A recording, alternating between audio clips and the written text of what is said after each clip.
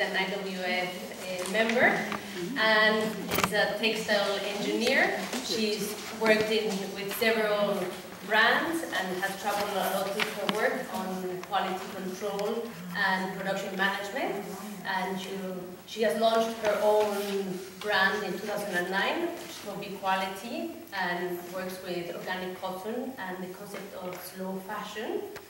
And along her is Giorgio Dal Fiume, who is not part of the association. Not part of the association. He is an economist and has been a pioneer as he set up the first Fairtrade shop in Bologna and has been president of Fairtrade Europe since 2010. So welcome and thank you for joining us tonight.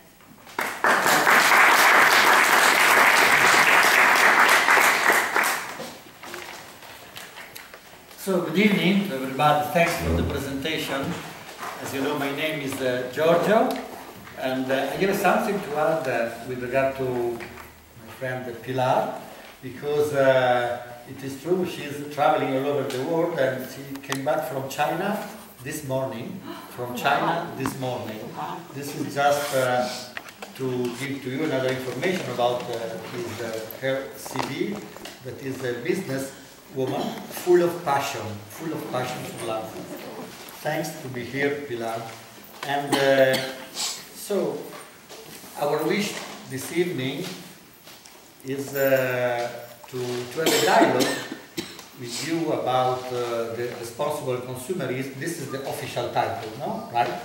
But in fact, what we would like to speak about is life. Is life, because when we speak about ethics, about responsibility, when we speak about food, garments, we speak about our daily life. No? This is the reality behind the title, because this is what we think that distinguishes the human being to the animals, that we can choose. And so the issue of this evening is what and how choose food or garments, no? And with which consequence.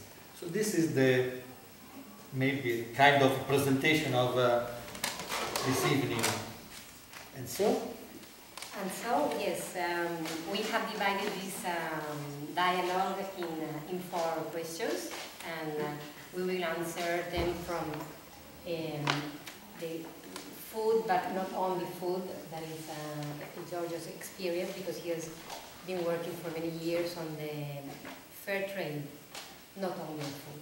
And we will focus this in a general way on his side, and from my side I will go a bit deeper on the fashion industry. That is what I know, what I have been doing in my professional life.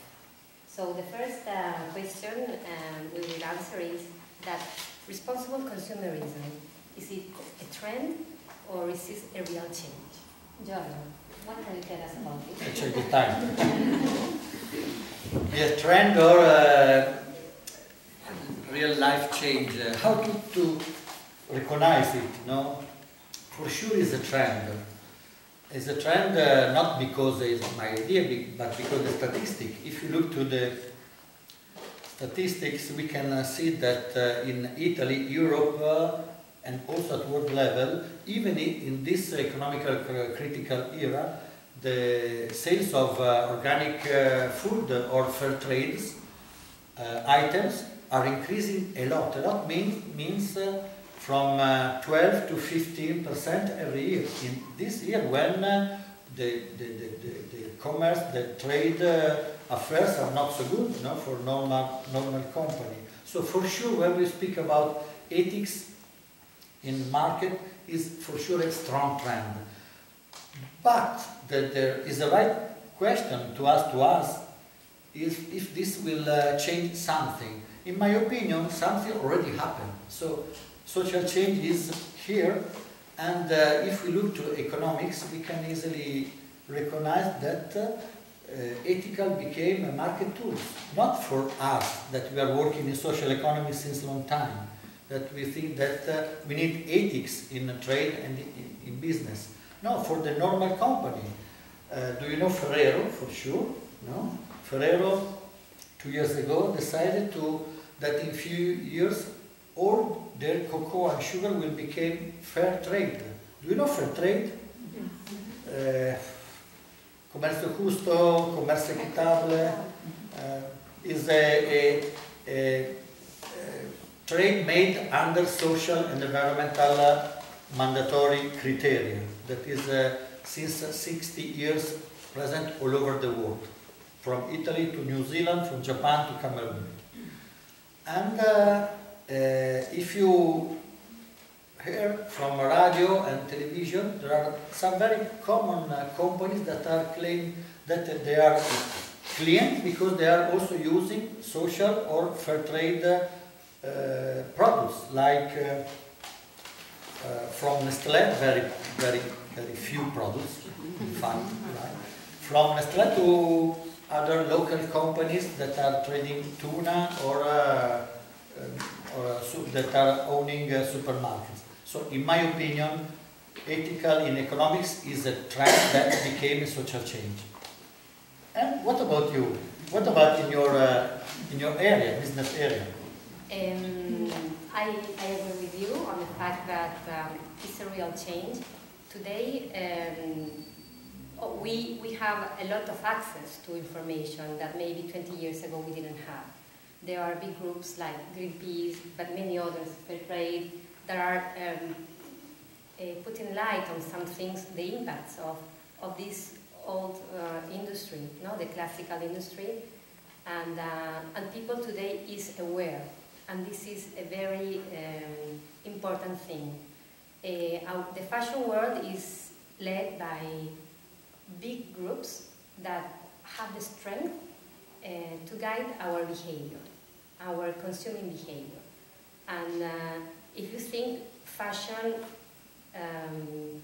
how many collections you have in a year, and they just push us, and they make us think that we need to buy each season new articles, new shapes, colors, or whatever.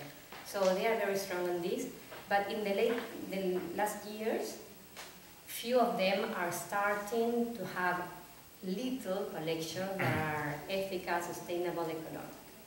This is for them a marketing tool, but for me this is a big message, because it means that in some way the consumers are asking for a change.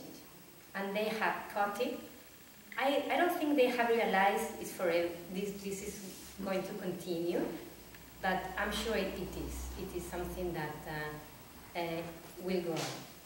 And in these companies, I'm making my personal numbers that they are doing less than 10% of the production like this, but still it's a message. Then on the other side you have very little companies that are based on respect. For me, the big word in the industry is respect. Respect for the people, for the planet, for your clients, for the workers. And there are many little companies that are building their business model under respect. And this is a very beautiful thing. And the strength of these companies, for me, is the passion and the heart they put on them. It's not the money, because maybe it's easier to work for another company, but it's just to work on something you believe in. And my target or my aim is that the fashion industry in the next years gets to 50% of sustainable, ethical products on the market. Today is very little, and it's a niche market today, but I'm sure it's growing, because also people are every day getting more aware of the impact of the old model on fashion is making on the planet.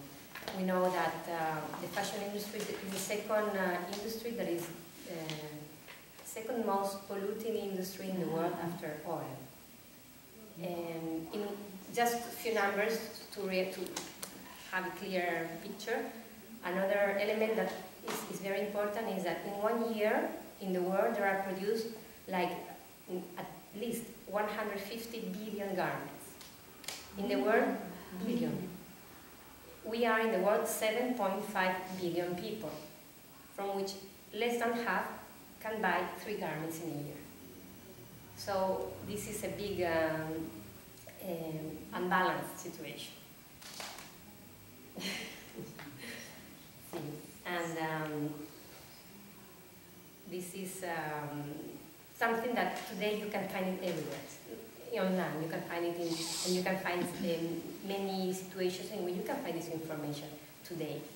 10 years ago, you could not find this information. So this is, for me, good news. So now we will pass to the second question, that is, what is responsible consumerism for you? Yeah, this the answer to this question is very easy and short. It means to be responsible. Responsible means to be aware about the consequence of your action. Very easy and short. You are responsible when you know what happened after that you, for instance, buy some textile items. No? And this seems to be that is normal, but the normal way to buy something is to don't ask to ourselves what's happened. What is the origin? What are the roots of the item that are buying? What's happened after that I buy to this food or a garment? No? And normally consumer thinks that the world situation is like it is because politician, because it's global institution, because government. That of course it is true, but in reality we vote every day with our wallet. Every day that we buy something, we vote. We vote for some businessman or business lady or entrepreneur or producers. We vote for ethical or not ethical production. We vote for fair trade or unfair trade. We vote to increase inequality or to reduce inequality. Because behind the product that we buy, there is a concrete impact on workers. We can buy garments produced by lady in almost slave condition. That is a common reality in all over the world, but mainly in India, also in Italy it could happen, no? But mainly in India, in Bangladesh, in China.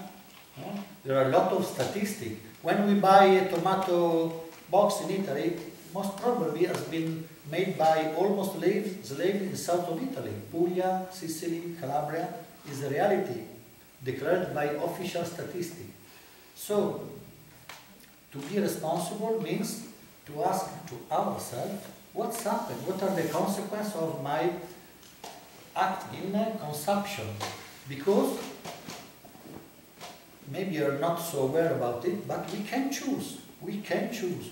We can go in a shop and automatically buy something, or to look behind the product, who produced it, when, in which condition, why this very low price, why I can buy a banana for some cents of euro. It is logical.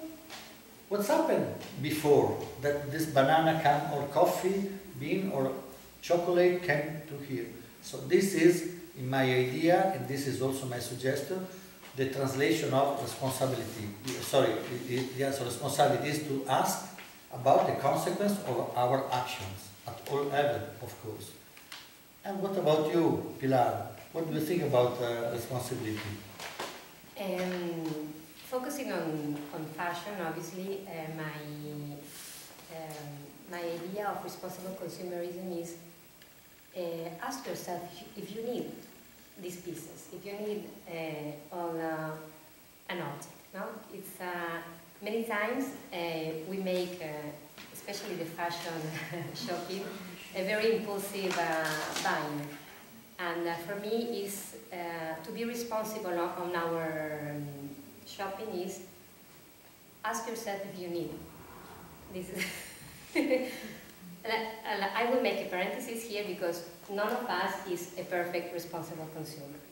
We are just trying to talk about our experiences and what we see every day behind the scenes. Just for us, all of us, but including me, and I talk also about you. Sometimes it's good also to make an impulsive shopping, and it's okay. But be aware, if you were not doing everything in one way or everything in another way, it's just a balance. I believe in balance, and I believe also that we are human beings and we need some satisfaction sometimes.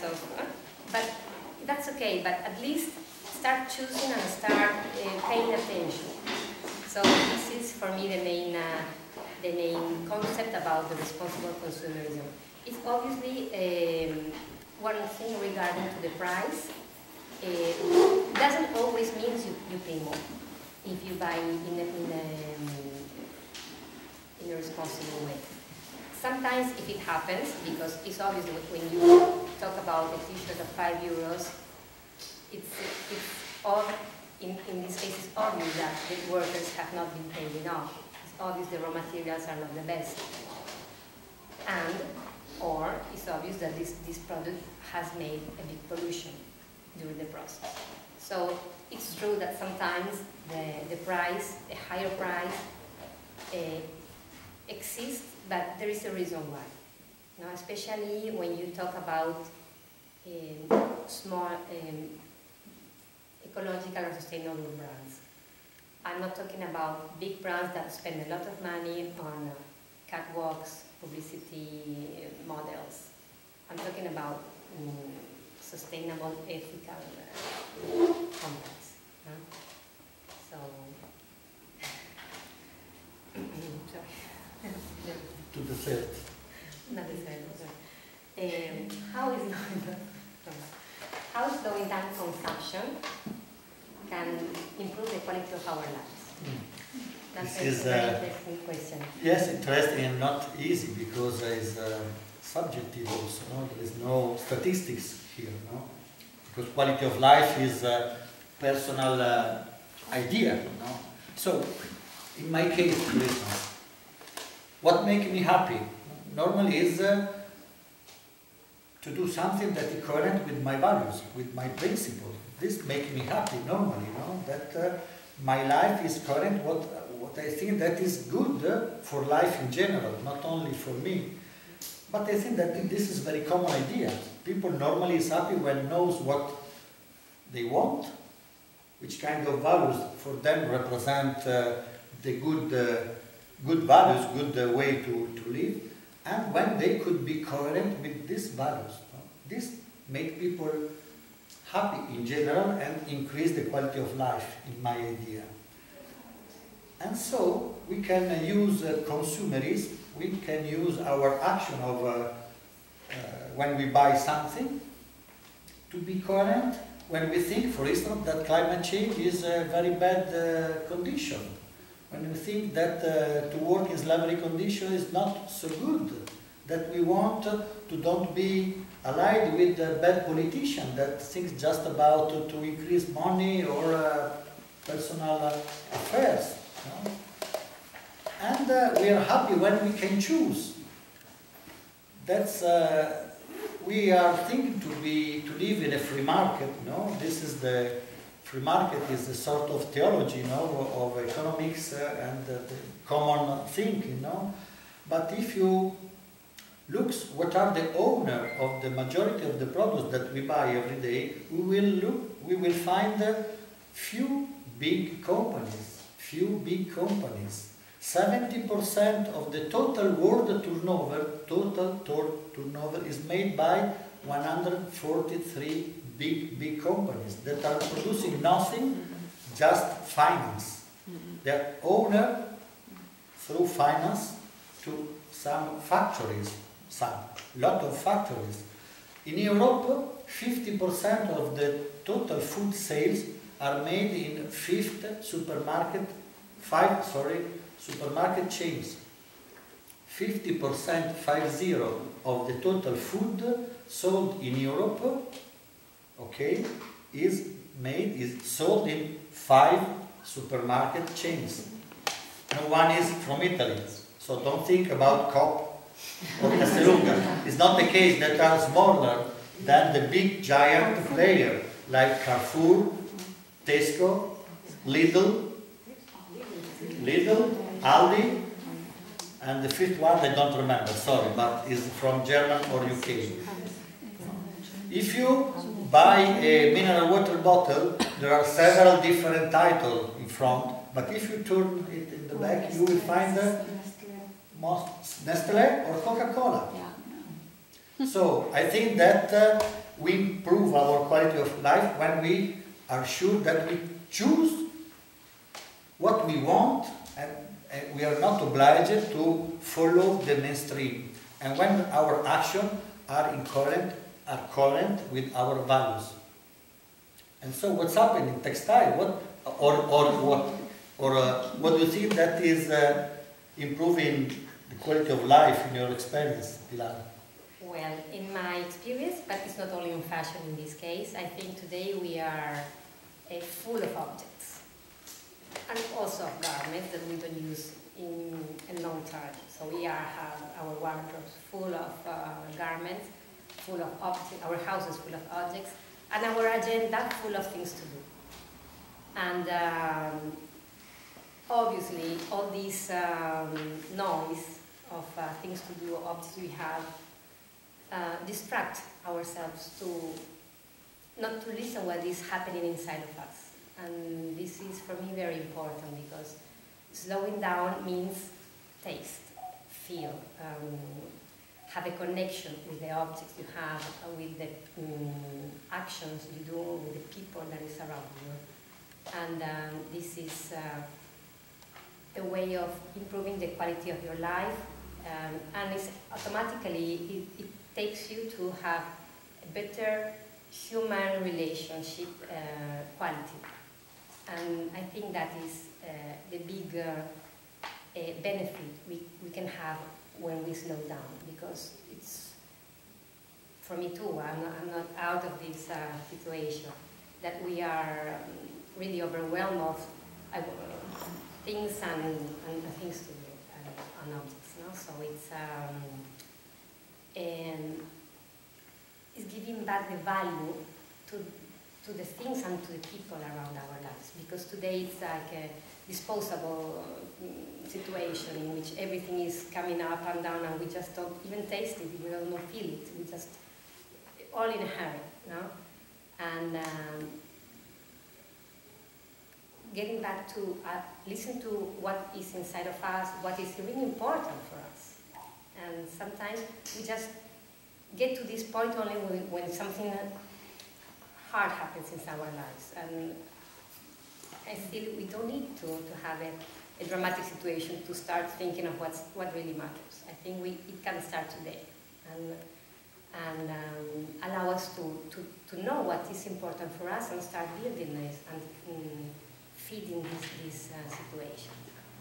That and also allow you to express who you are, not what the society or the bigger companies like guide you to be, but be free to be yourself and to live your life shining, let's say, in that way.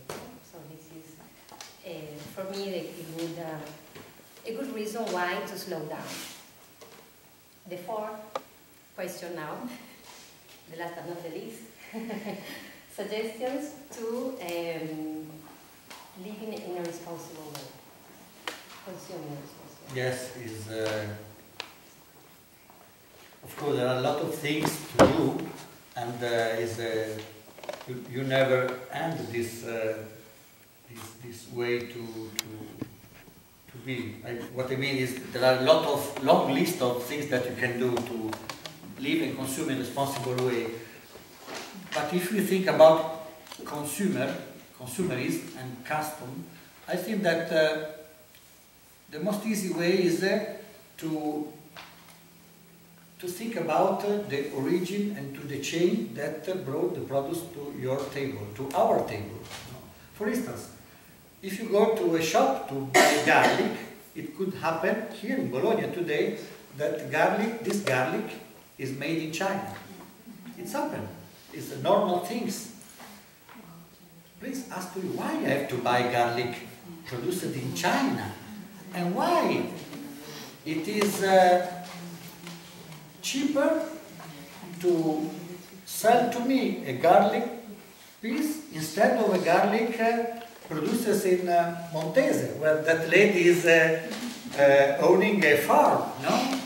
That is in the Bologna province, here in Bologna, because garlic is an Italian item. This is the same for apple, orange. It's happened every day with food.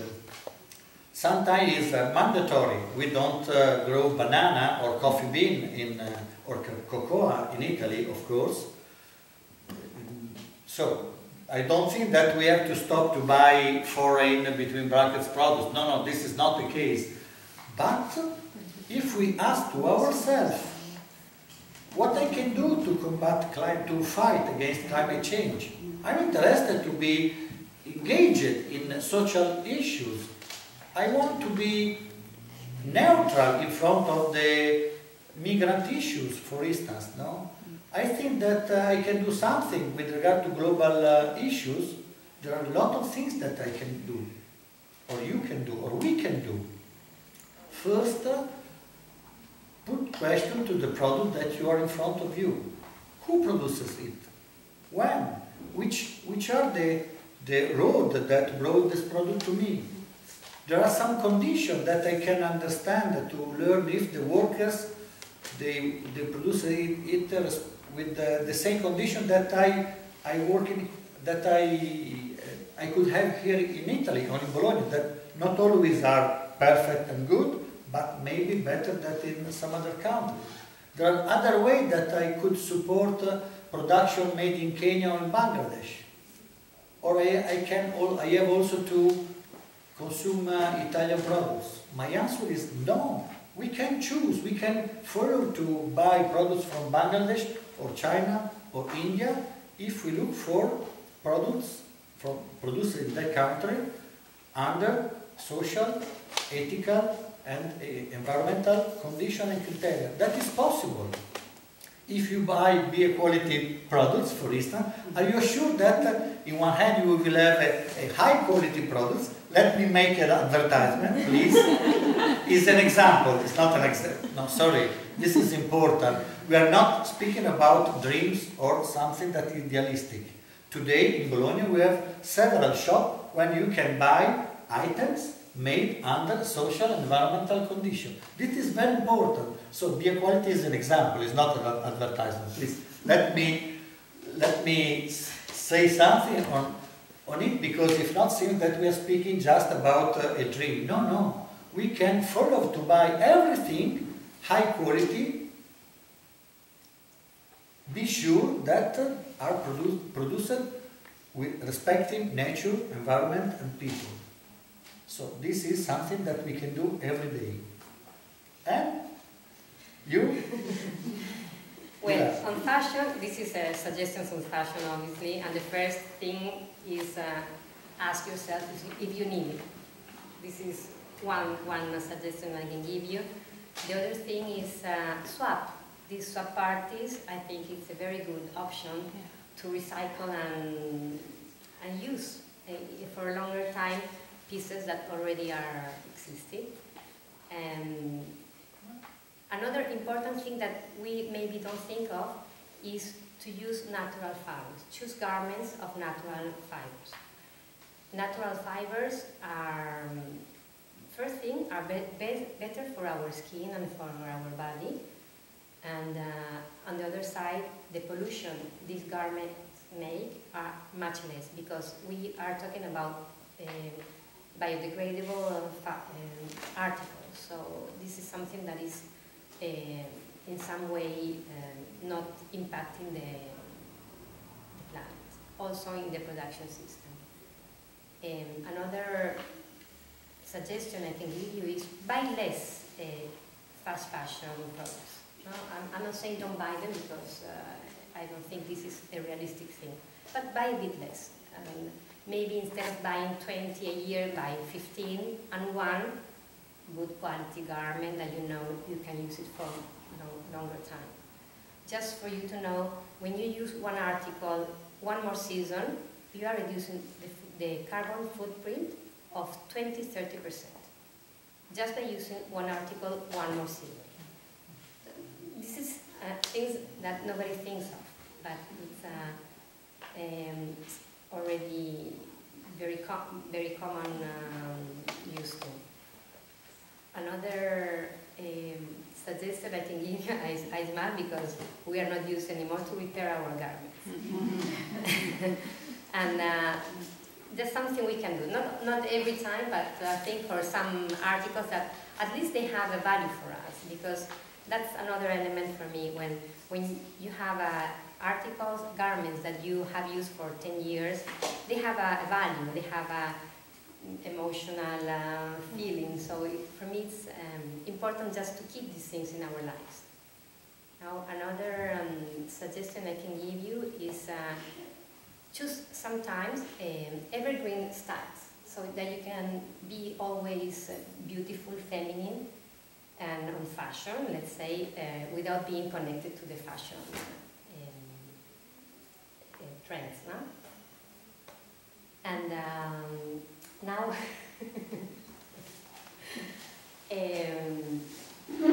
you would be thinking, why are these people talking to us about these things? Yes, most probably, yes. Why are we here? And, well, I think this is time for Giorgio to tell us his history. No. Don't worry. No, wait, we have 2 minutes. Yes, right. But you too. You have to do the same. So, no, it is important also to link our idea with what our personal history, no? And because we don't tell you what we study on some books. It's part of our, as is your case for sure, of our life. For me, for instance, I started some years ago, as a classic leftist militant. Classic Italian leftist militant. Trying to change the world inequality, to fight against colonization, to be in solidarity with exploited people and workers in the southern country, to be very near to the fights in Latin America countries, no? Colonization, militarism and so on. I was, and I'm still here, I'm still be a classic Italian leftist militant, not violent, and think that education and awareness and so on could change the world.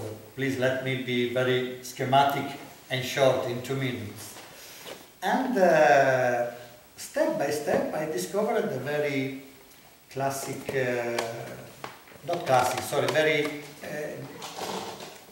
true, something that is, in my idea, a reality, also because I was in contact with another very big and important militant, not so leftist, but much more important than us, that Gandhi, for instance, Mahatma Gandhi.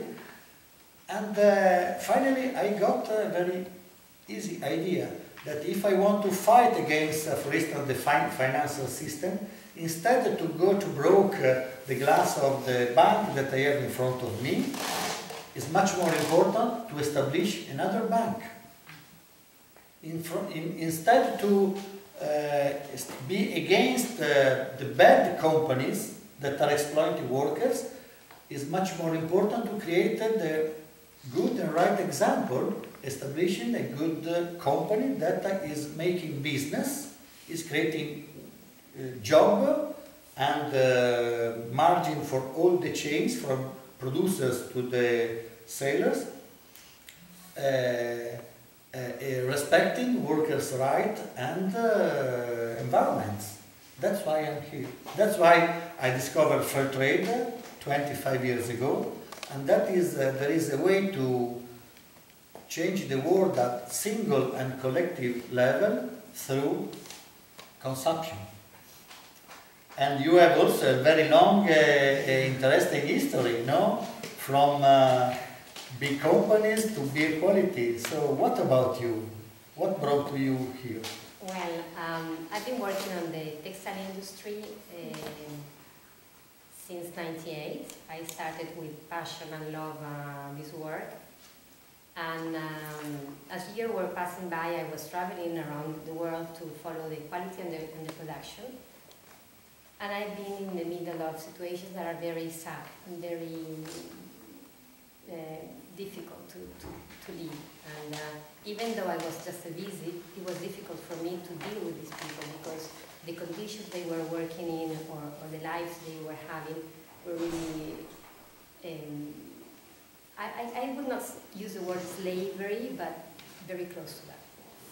And on time, I started not to have more passion on my work, and I decided to quit the system because I've been working for big important companies, luxury and mass companies, but in all cases you have no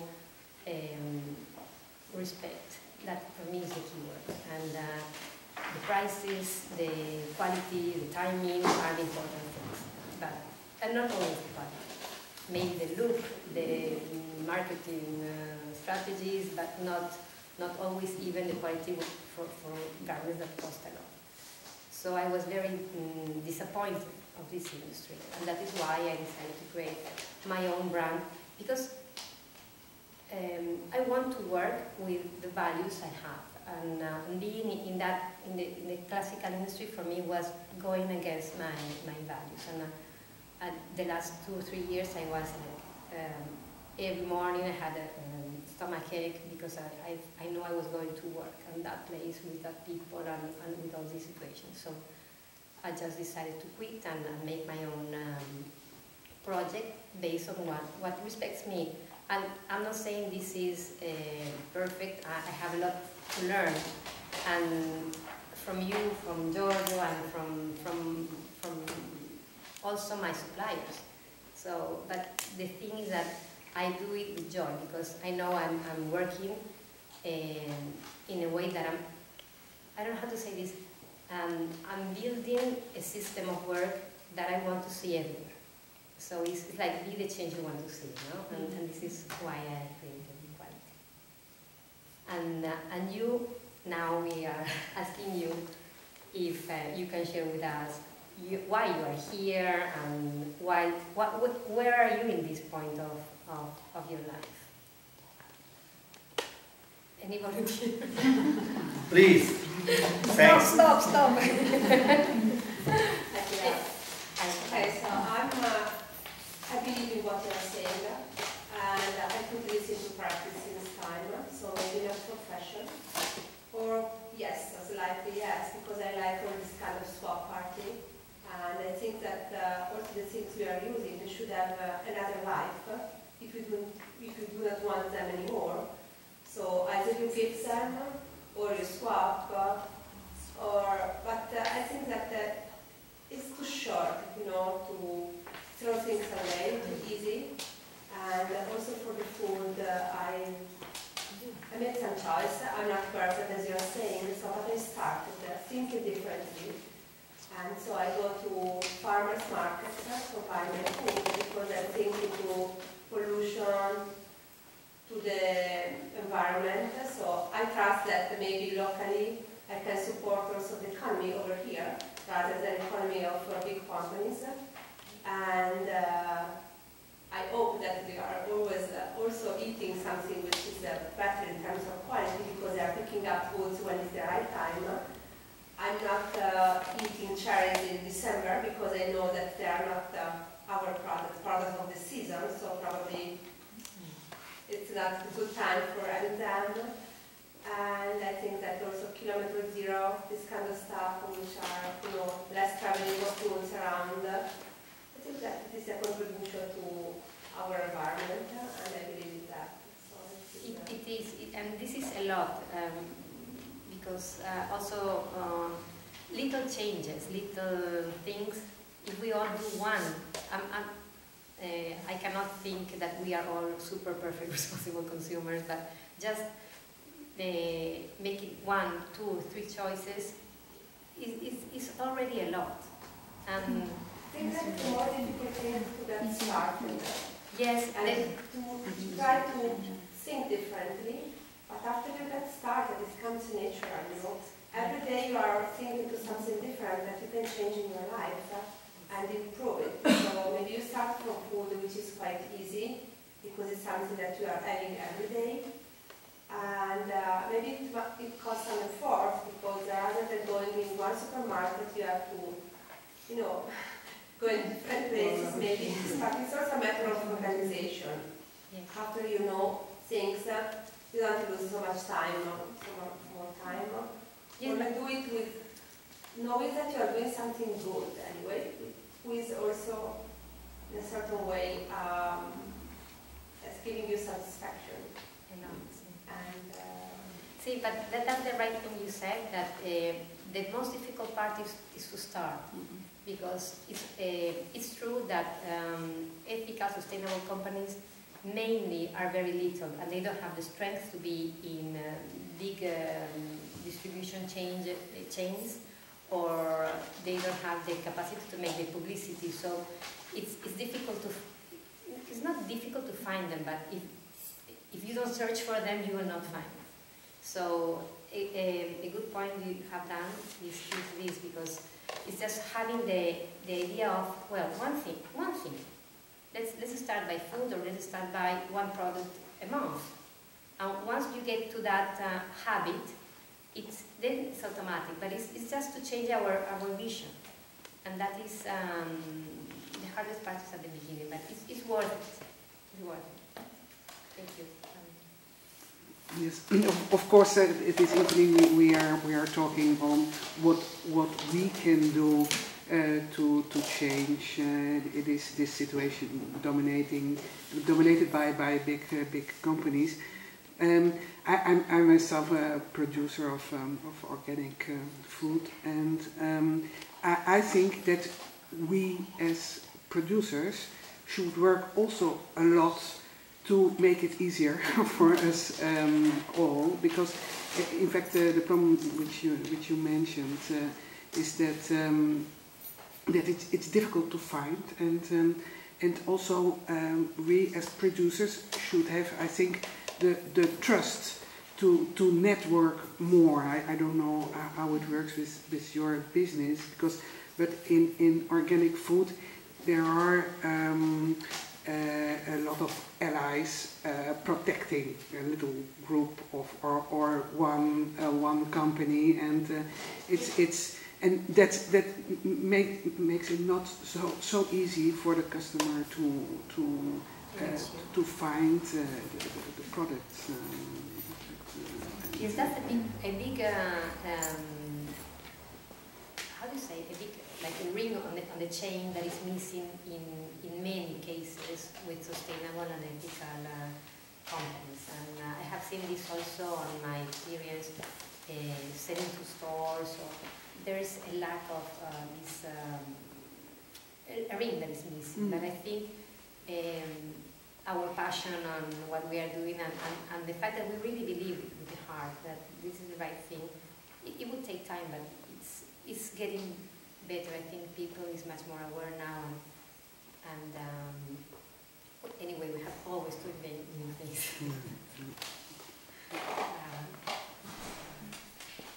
I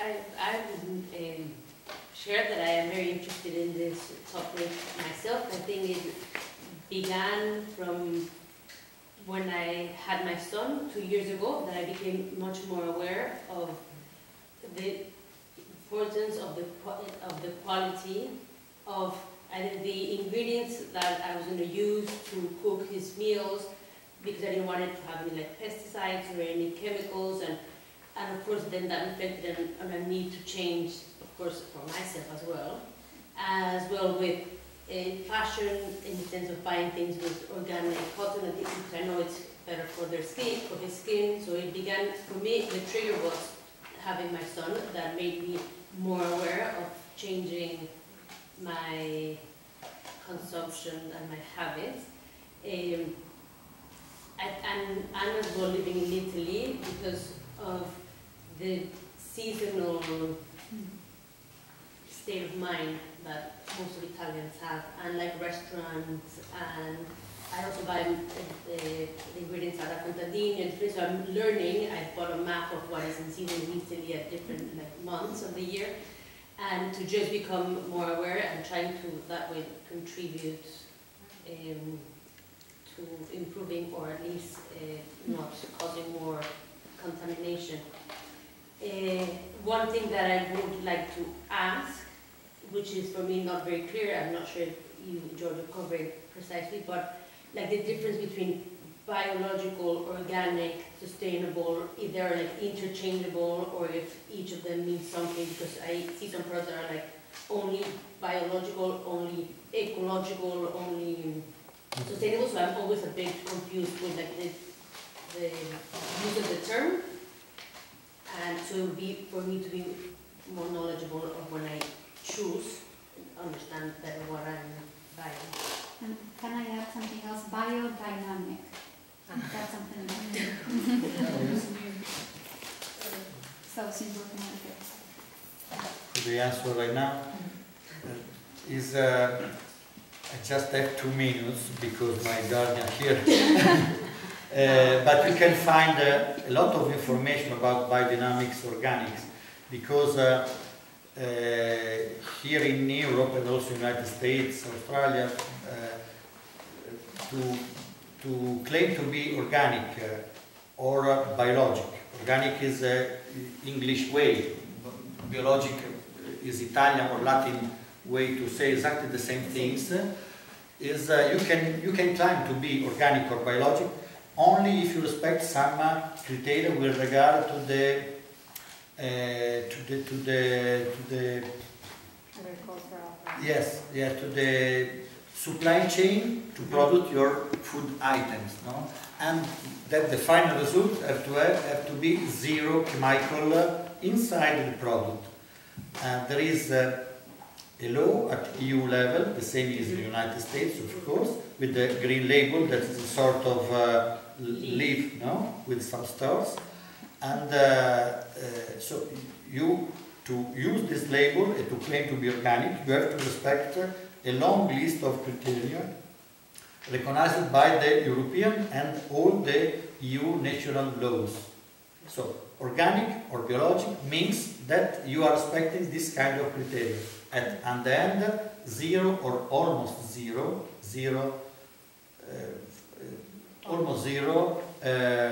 chemical inside the product. Biodynamic is the same, but with more additional criteria. The difference is that is not recognized at EU level. It is recognized in some countries, like for instance in Germany, not in Italy, but is very well, not very well, but is something common. You can find biodynamics products in many shops or supermarkets. They respect, they have to be organic, they have to be, but they have to respect other criteria with regard to the production process that have to do with the natural not only the environment, the natural dynamics. For instance, more soon land energy. You have to use some kind of water because they thought that every things have natural energy inside, and the final results in terms of food depends on the when and which kind of item you put in the natural process, but always with zero chemical. Okay. So it's something more or different, but also organic. I hope that you can find a lot of information about it. Then there are also other different ways to recognize organic, but this is for the next, maybe. Could I ask you something about what would you think about the big organic chains like Natura C or All Food in the US that has been purchased by Amazon?